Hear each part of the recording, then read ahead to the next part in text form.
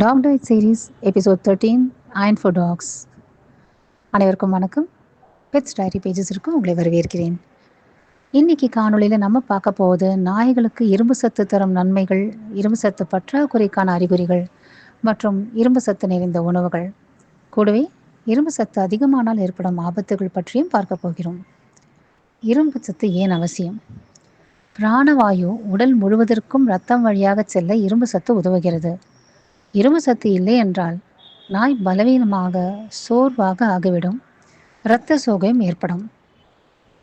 இரும்பு சத்து பற்றாக்குறைக்கான அறிகுறிகள் என்னன்னு பார்க்கலாம். வெளிரிய ஈர்கள், குறைவான ஆற்றல், பசியின்மை, விரைவான சுவாசம், உடல் வெப்பம் குறைவாக இருத்தல். இரும்பு சத்து நிறைந்த உணவுகள் என்ன? ஈரல், முட்டை, சாலை மீன், பூசணி விதைகள். அதிக அளவில் இரும்பு சத்து கொடுப்பது உடம்புக்கு பெரும் கேட்டை விளைவிக்கும்.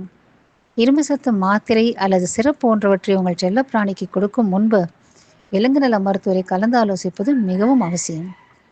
இந்த காணொலியில் உள்ள தகவல்கள் உங்களுக்கு பயனுள்ளதாக இருந்தால் லைக் பண்ணுங்க, எங்கள் சேனலை சப்ஸ்கிரைப் செய்து எங்களுக்கு ஆதரவும் ஊக்கமும் அளிக்குமாறு கேட்டுக்கொள்கிறேன். நன்றி, வணக்கம்.